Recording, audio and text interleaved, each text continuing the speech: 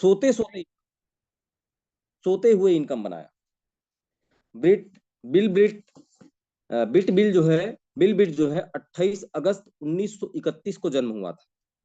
1931 में उनका जन्म हुआ था और 23 जनवरी 2013 को वो एक्सपायर हुए थे। 2013 में वो एक्सपायर हुए थे। आज भी उनके फैमिली को अरबों रुपए इनकम जाता है साल का। उन्होंने एक बात बोली थी, बड़े ध्यान से सुनना साथियों, कि मैंने 1200 लोगों को प्लान दिखाया, मैंने 1200 लोगों को प्लान दिखाया, 900 लोगों ने मना किया, 300 में से 85 ने कुछ कार्यवाही किया। 1200 लोगों को प्लान दिखाया, 900 लोगों ने मना किया, बचे 300। 300 में 85 लोगों ने कुछ काम किया। इन 85 में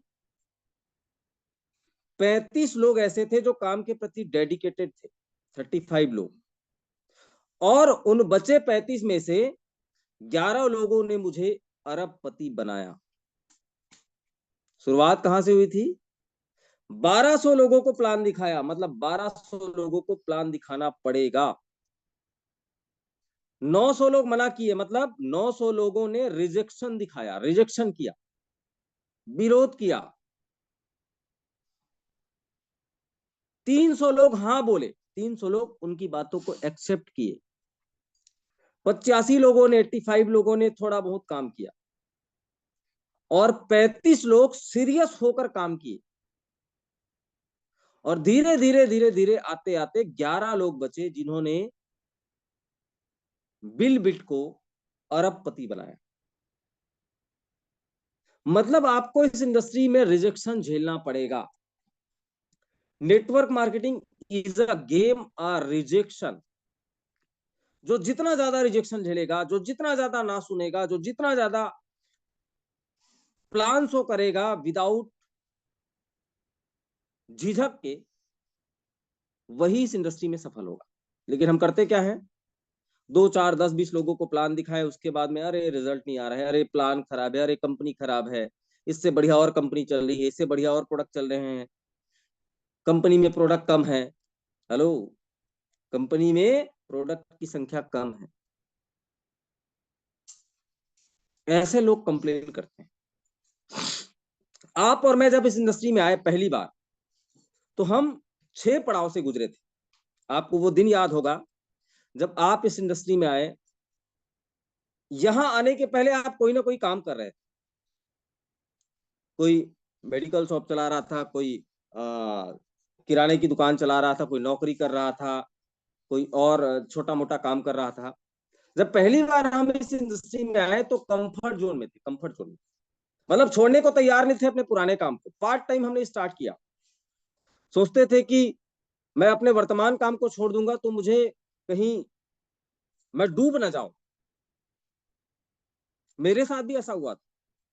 तो हर इंसान इस इंडस्ट्री में आने के बाद में पहले कंफर्ट जोन में होता है, कंफर्ट जोन। थोड़ा सा उस काम को किए, बाकी काम अपना खुद का किए।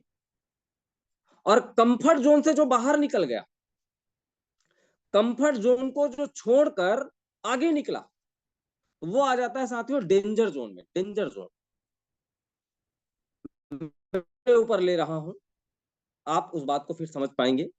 मैं जब इस इंडस्ट्री में आया था, प्रैक्टिस किया करता था, क्लिनिक चलाता था, एकदम कंफर्ट जोन में था।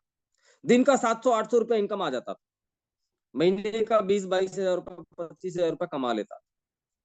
पहली बार आया, डर लगता था कि मैं यदि फेल हो गया तो मैं फुल टाइम नहीं कर पाऊंगा। तो मैंने धीरे धीरे करके पार्ट टाइम स्टार्ट किया, प्रैक्टिस करने के बाद जो समय मिलता था उसमें स्टार्ट किया। अब हुआ यह कि थोड़ा बहुत इनकम आने लगा, विश्वास बढ़ा। विश्वास बढ़ने के बाद में मैं कुछ मीटिंग सेमिनार कुछ प्रोग्राम को अटेंड किया।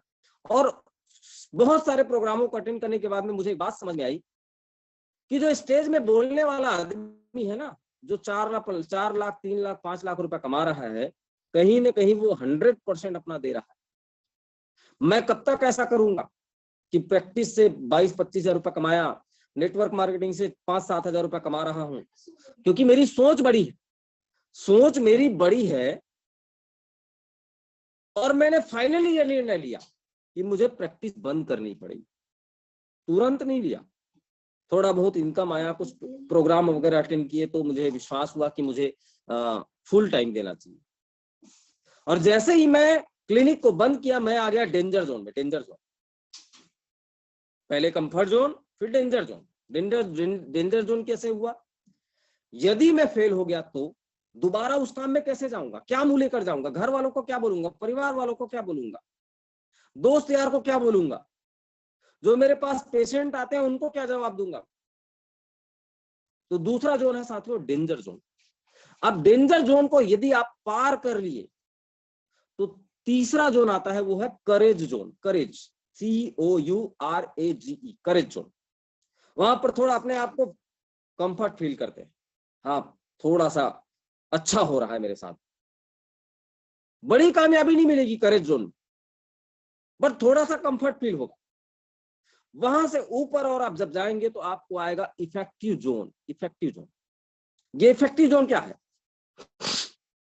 आप जोश एनर्जी से लबरेज रहेंगे, आप जितना काम करेंगे उतना इनकम आएगा, बचेगा नहीं, बचेगा नहीं। आपको इनकम आएगी बट वो बच नहीं पाएगा। वो कहलाता है साथियों इफेक्टिव जोन। और वहां पर आपको ज्यादा ताकत दिखाने की जरूरत है, ज्यादा एनर्जी, ज्यादा फील्ड, ज्यादा दिमाग लगाने की जरूरत है। लेकिन उसके बाद में जो जोन आता है साथियों, वो है विनिंग जोन। विनिंग जोन, आप एक डायमंड होते हैं वहां पर, एक स्टार होते हैं वहां पर आपके फॉलोवर होते हैं, और वो आता है विनिंग जोन। और लास्ट अंतिम जोन है, वो है साथियों सक्सेस जोन, जहां पर आपके बोलने का पैसा मिलता है, आपके हाथ हिलाने का पैसा मिलता है, आपको लोग दर देखने को तरसते हैं, आपका ऑटोग्राफ लेने के लिए लोग तरसेंगे। वो कहलाता है सक्सेस जोन। स्टार्ट कहां से हुई थी? Comfort zone. कंफर्ट जोन से कहां है? Danger zone.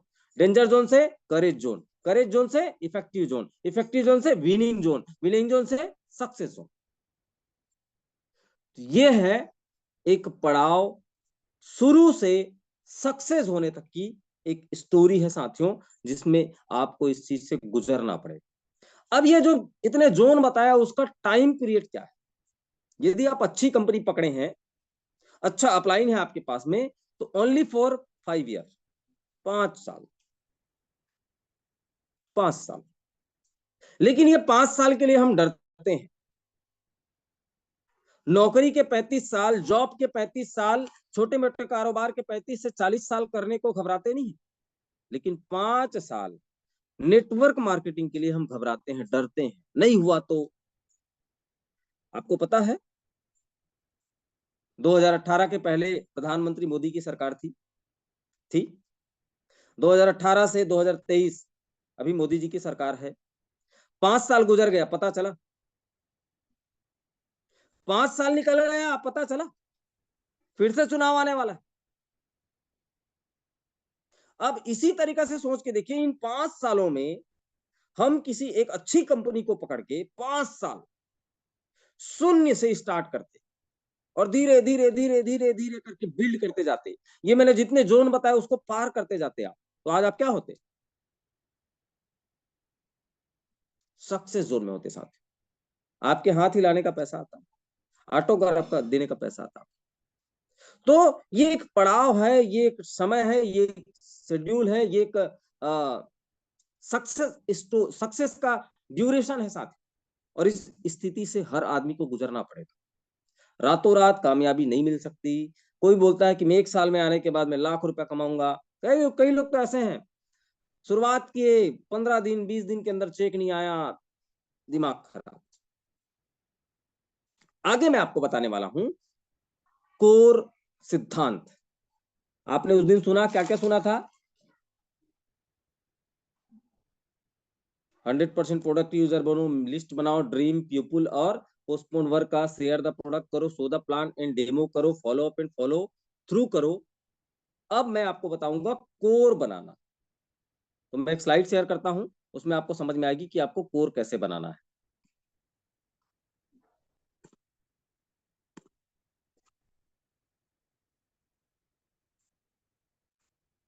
मोबाइल टेढ़ा कर लेंगे आप सभी।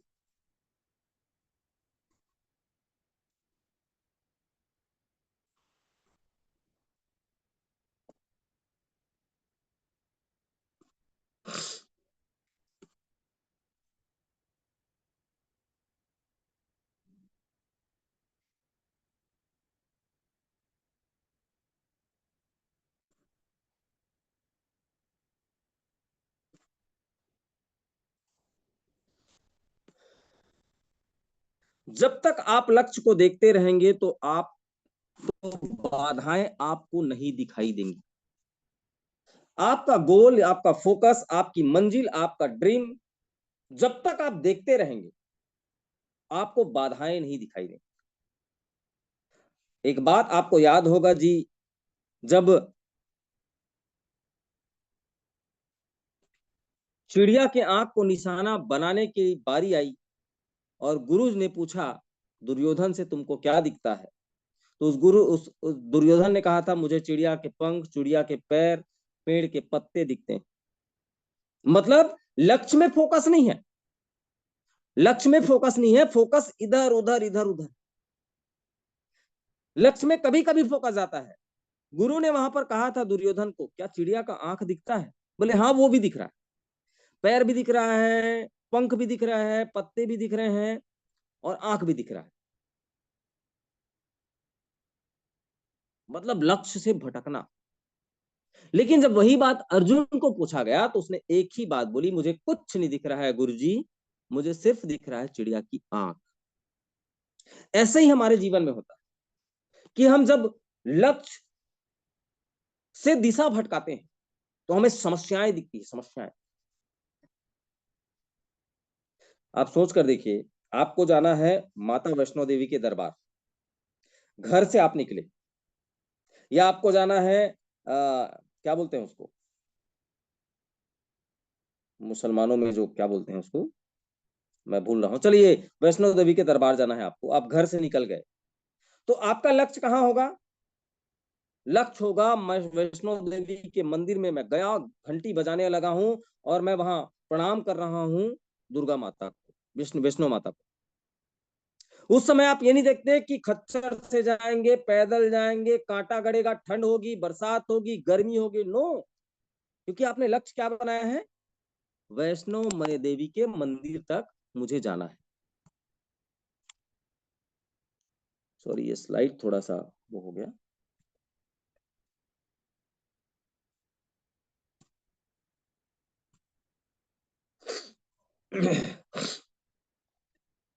एक मिनट प्लीज।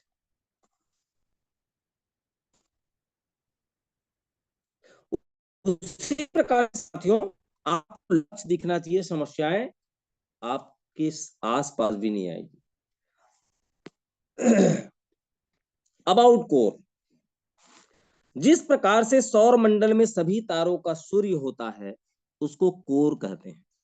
सौर मंडल आप जानते होंगे, वहां पर सभी तारों के लिए एक सूर्य होता है। सूर्य एक ही होता है ना, तारे बहुत सारे होते हैं, उसी को कोर कहते हैं। मतलब आप किसी सिद्धांत पर चलने के लिए अडिग हो, वही कोर कहलाता है। किसी भी देश के मंत्रिमंडल में लोग होते हैं, वो कोर कहलाता है। किसी भी कंपनी में बोर्ड ऑफ डायरेक्टर होते हैं, वो कोर कहलाता है। गांव में यदि कोई समस्या आ गई तो वहां का मुखिया जो निर्णय लेता है वो कोर कहलाता है।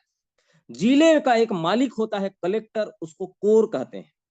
उसी प्रकार नेटवर्क मार्केटिंग में कोर का बहुत बड़ा महत्व है। कोर, आपको भी एक कोर बनाना होगा। ये नियम है, मुझे इस सिस्टम में काम करना है, मेरी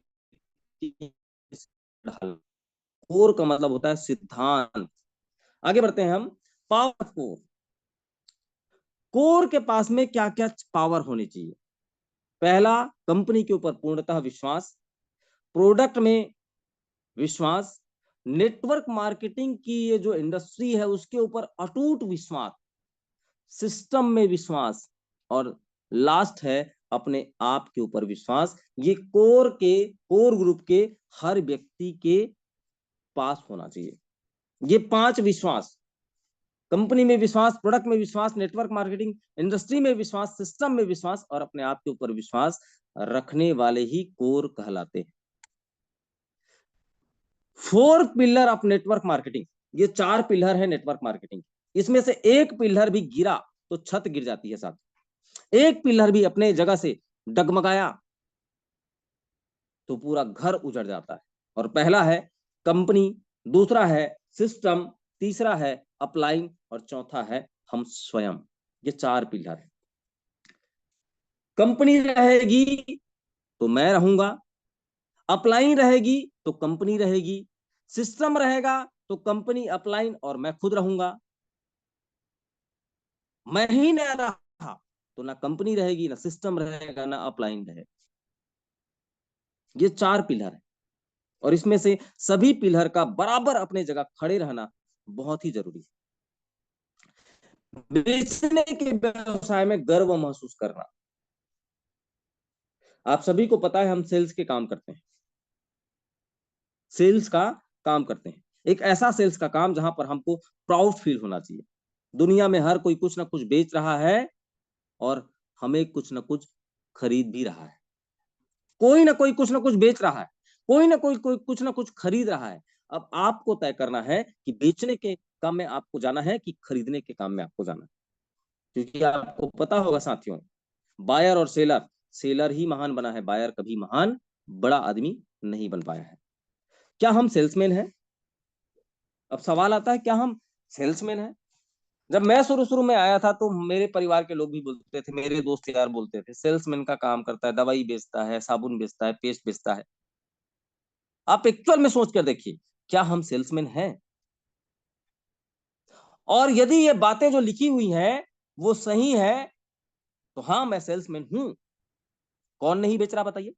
कोई अपनी सेवाएं बेच रहा है, कोई अपना समय बेच रहा है, सेवाएं बेच रहा है। सेवा क्या है?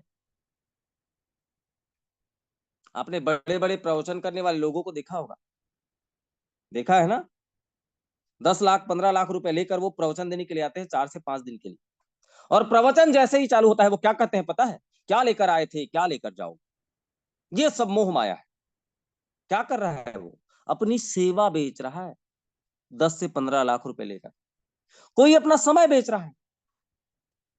जॉब करने वाला क्या करता है? अपना समय बेच रहा है। उदाहरण, एक उम्मीदवार नौकरी के लिए इंटरव्यू दे रहा है, उम्मीदवार अपनी उम्मीदवारी बेच रहा है और इंटरव्यू लेने वाली अपनी कंपनी बेच रहा है।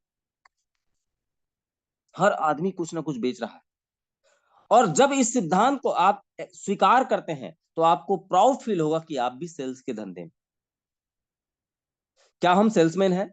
एक लड़का और लड़की शादी के लिए एक दूसरे के सामने प्रस्ताव रख रहे हैं, बेच रहे हैं कि नहीं? प्रस्ताव को बेच रहे हैं। एक नेता वोट मांगने के लिए भाषण दे रहा है, अपने भाषण को बेच रहा है। एक वकील अपने मुवक्किल के लिए जज के सामने बहस कर रहा है। एक वकील एक अपराधी के लिए अपने जज के सामने बहस कर रहा है, वो भी कुछ ना कुछ बेच रहा है। लीडर उज्जवल भविष्य और डायमंड शिप के लिए नेटवर्क के साथ पैकेज बेच रहा है। हर आदमी कुछ ना कुछ बेच रहा है साथियों। इसीलिए सेल्स के काम में हो आप, इस सेल्स के काम में आपको प्राउड फील होना चाहिए, आपको शर्माना नहीं है। हर आदमी कुछ ना कुछ बेच रहा है तो हम बेचने में पीछे क्यों रहे? सेल्स के जरूरी सिद्धांत। अब बात आती है, आप सेल्समैन तो बन गए, आपको प्राउड फील होने लगी। इसके सिद्धांत क्या है? जरूरी सिद्धांत क्या है? 4 सिद्धांत हैं। इंटेग्रिटी, रिस्पेक्ट, रिस्पॉन्सिबिलिटी और पेशन। ईमानदारी, आदर, जिम्मेदारी और जुनून। सेल्स के काम में सबसे पहली चीज जरूरी है वो है ईमानदारी। चाहे वो काम के प्रति हो, चाहे वो पैसे के लेन देन के प्रति हो, आपको ईमानदार रहना पड़ेगा। मैंने किराने की दुकान खोली, ठीक है, किराने की दुकान मेरी चलती है। मैंने कहीं से पूंजी इकट्ठा करके किराने की दुकान खोली है, मेरा व्यवसाय है, मेरा दुकान। अब मैं उस दुकान में बैठता हूं और दिन भर में 4-5 लड्डू, कुछ बिस्किट्स, कुछ और चीज मैं खुद यूज कर जाता, खा जाता, तो मेरा दुकान चलेगा क्या? दुकान तो चलेगा, दुकान में पैसा बचेगा क्या? नहीं बचेगा। तो सेल्स के धंधे में सबसे पहली चीज है ईमानदारी। दूसरा है रिस्पेक्ट, किसके साथ में? कस्टमर, क्लाइंट के साथ में आदर व्यवहार बना के रखना पड़ेगा। क्योंकि आपने कई बार सुना होगा, ग्राहक मेरा भगवान है। अब हम भी सेल्स के धंधे में हैं, तो प्रोस्पेक्ट जो हमारे साथ में आता है वो हमारा भगवान होगा। जिम्मेदारी, रिस्पॉन्सिबिलिटी। इस इंडस्ट्री का सबसे बड़ा दुर्भाग्य है कि जब लोग असफल होते हैं तो अपलाइन और कंपनी या डाउनलाइन को दोषारोपण करते हैं। सर आपकी कंपनी में अच्छा मीटिंग नहीं होता। अरे आपकी कंपनी में मीटिंग नहीं होता, आप भी तो उस कंपनी में हो। ठीक है, कंपनी में नहीं हो रहा है, आप तो करके देखो, आप करो ना अपने नीचे। सर माहौल नहीं बन पा रहा है, कौन नहीं बन पा रहा है? कौन नहीं बना पा रहा है? कंपनी नहीं बना पा रही है, अपलाइन नहीं बना पा। आप अपने नीचे कितना माहौल बनाए हो? रिस्पॉन्सिबिलिटी, जिम्मेदारी से भागते हैं लोग। जो ये रिस्पॉन्सिबिलिटी ले ले, जिम्मेदार, ये जिम्मेदारी का काम। होम मीटिंग मेरी टीम में मैं करूंगा, अपने अपलाइन को बुलाऊंगा, हॉल मीटिंग करूंगा मैं। कंपनी के द्वारा जो भी बोनांजा निकला हुआ है उसको अचीव मैं करवाऊंगा। मैं अगल बगल झांक ताक नहीं करूंगा। मैं चाहूंगा कि मेरे टीम में कितने ज्यादा अचीवर बने। और चौथा चीज है साथियों, जुनून, पेशन। क्योंकि ये इकलौती इंडस्ट्री है जहां पर क्वालिफिकेशन, रंग, जाति, उम्र, धर्म, ये कुछ नहीं पूछा जाता। जो आए बस भर्ती करो, भर्ती करो, भर्ती करो। कुछ चीज की जरूरत नहीं है, बस एक चीज चाहिए, जुनून, जुनून, पैसा कमाने का जुनून। तो ये चार सिद्धांत हैं सेल्स के। दो तरह के लोग दुनिया में होते हैं, एक जो मिलता है उसी से संतुष्ट करने वाले, दूसरा कुछ अलग करने वाले। एक वो जो मिला है उससे वाले, और दूसरे वो कुछ करने वाले। अब इन दोनों में एक वो जो संतुष्ट है, एक वो जो संतुष्ट नहीं है और कुछ करना चाहता है। दुनिया में बदलाव लाने की बात करें तो ये दोनों में से कौन लाएगा? वह वो जो संतुष्ट है, नहीं ला पाएगा वो। Thomas Edison, Thomas Alva Edison, आपको याद होगा, वो भी तो संतुष्ट था अपने जीवन में, लेकिन उसने सोचा रात में भी सूरज जगाऊंगा, रात में भी सूरज लाऊंगा, मतलब बिजली पैदा करूंगा, बल्ब का आविष्कार करूंगा। 10,000 बार असफल हुआ, 10,000 बार, लेकिन उसने ठान लिया था कुछ ना कुछ अलग करूंगा, और उसने किया। इसीलिए दुनिया में आज बिजली, आप घर घर, हर चौक चौराहे पर, हर आदमी के घर में आप बिजली देखते हैं।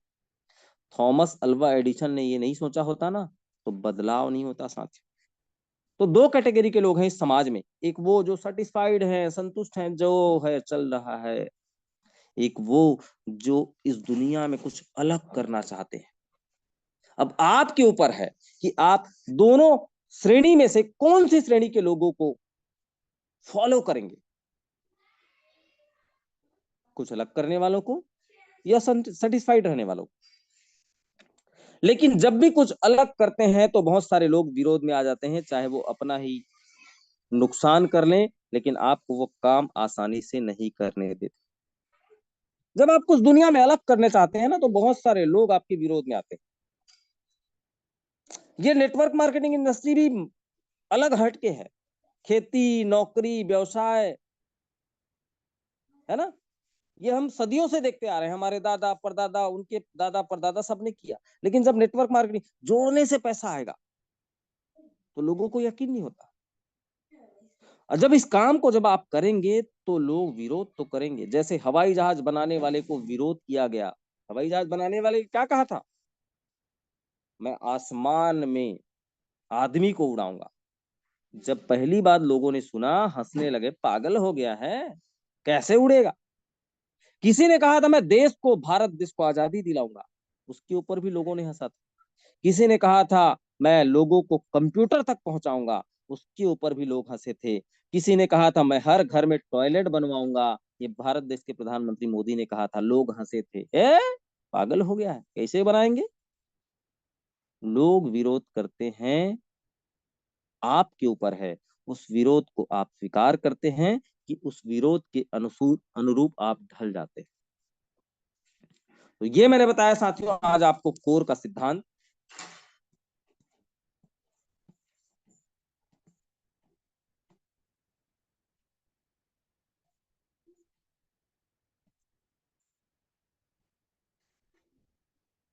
किसको किसको समझ में आया?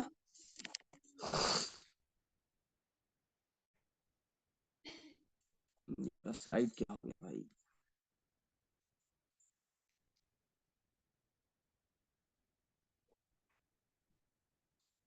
समझ में आप आगे आप सभी को कोर का सिद्धांत, कोर क्या होता है। कल हम बताएंगे नेटवर्क मार्केटिंग में देखने का नजरिया, आपका नजरिया कैसे होना चाहिए, इसके ऊपर हम कल विस्तार से चर्चा करेंगे।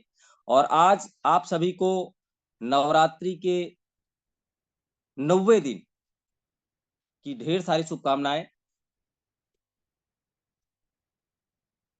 माता रानी से ये कामना करता हूं कि आप सभी के जीवन में बहुत सारी खुशहाली आए, बहुत सारे सपने आपके पूरे हों। इसी शुभकामनाओं के साथ में आज के मीटिंग को मैं यहीं ओवर करता हूं। आप सभी का दिन शुभ रहे। बहुत बहुत धन्यवाद।